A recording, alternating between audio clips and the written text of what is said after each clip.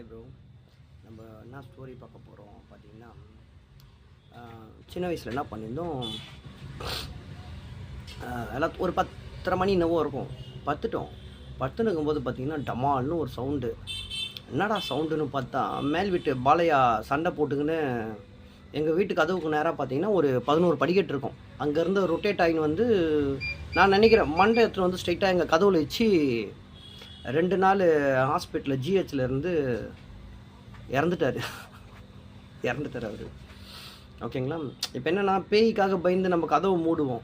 கதவே பேய் ஆயிடுச்சுன்னா நம்ம என்ன பண்ண முடியும்? கொஞ்சம் யோசிச்சு பாருங்கள். அந்த மாதிரி ஒரு சிச்சுவேஷன் ஆயிடுச்சிங்களா. நம்பர் 1.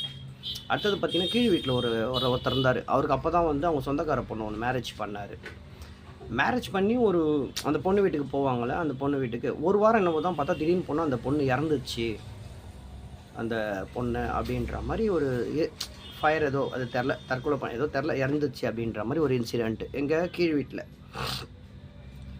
தேர்டு பார்த்திங்கன்னா, ஒருத்தன் எங்கள் ஏரியாவில் பயங்கர ஒரு எப்படி சொல்கிறது, ரவுடியாக பொறுக்கி எப்படி வேணால் சொல்லலாம். அவனை போயிட்டு அற்புதராஜ்னு ஒருத்தன் இருப்பான். அவன் என்ன பண்ணிட்டான், நார்மலாகவே அவன் பயங்கர அமகளும் தாங்க முடியாது, பயங்கர இது பண்ண கிடப்பான் அந்த மனுஷன் பையன், எங்களோட பெரிய பையன். அப்புறம் என்ன ஆச்சு, ஒரு நாள் பார்த்தா அவன் என்னவோ இந்த ஸ்ட்ரீட்குள்ளே நடந்து வர ரோட்டில் வந்து கொளுத்தின்னு செத்துட்டான்.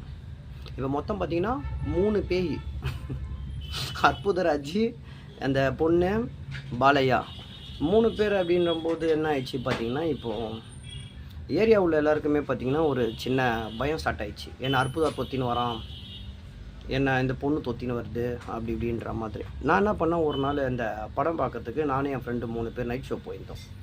போயிட்டு வந்துட்டு இருக்கும்போது என்ன ஆச்சு, நைட் இருக்கும், மணி ஒரு 12:30 மணி என்னவோ இருக்கும். வந்துட்டு ஸ்ட்ரைட்டாக இப்படி இருக்கும், சென்டரில் எங்கள் வீடு, அந்த லாஸ்ட்டில் அவன் வீடு, இந்த லாஸ்ட்டில் வீடு. 3 பேர் பிரிஞ்சு அவன் அப்படி போயிட்டான், இவன் எப்படி போயிட்டான். ஆனால் இப்படி ஏறலான்ட்டு படிக்கட்டு ஏறலான்னு பார்த்தா உள்ளுக்குள்ளே இருக்கிற லைட் எல்லாமே ஆஃப் ஆகிட்டு இருந்தது. இருட்டு, செம்ம இருட்டாக இருந்தது. செம்ம பயம் வந்துச்சு ஏறத்துக்கு.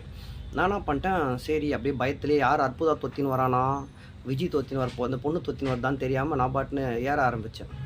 ஏறினா நடக்கிறேங்க, பின்னாடி சராக்குன்னு சவுண்டு வருது. நின்னா நிற்குது, திருப்பி நான் நடக்கிறேன், திருப்பி சவுண்டு வருது. அப்போ என்ன பண்ணேன், இங்கே வந்து ஓட ஆரம்பித்தேன். நான் திப்புன்னு ஓடுறேன். சும்மா அதே ஸ்பீடில் என்ன தொத்தின்னு வருதுன்ற மாதிரி. அந்த யார் தொத்துறாங்கன்னு தெரில. அப்புறம் மேலே வந்து பார்த்தா திடீர்னு 2வது செகண்ட் ஃப்ளோரில் வந்து பார்த்து கதவு தட்டினா கதவு திறந்துச்சு. ஸ்ட்ரெயிட்டாக உள்ளுக்குள்ளே போயிட்டேன், நான் பயத்துலேயே போயிட்டேன். அப்புறம் அடுத்த நாள் நான் செக் பண்ணி பார்த்தேன், யாரா நம்மளை தொத்தின்னு வந்ததுன்னு பார்த்தா, அந்த டைமில் பார்த்தீங்கன்னா பேண்ட்டு, பெல்ஸ் பேண்ட்டு மாதிரி பெருசாக இருக்கும். அது என்ன ஆகுதுன்னா, நடக்க அது உராயுது போல் இருக்குது. நான் நினச்சிட்டு இருந்தேன் பேய் தான் ஏதோ தொத்தின்னு வருது நம்மள நினச்சி. அப்புறம் பார்த்தா அந்த பேண்ட்டு உராயிற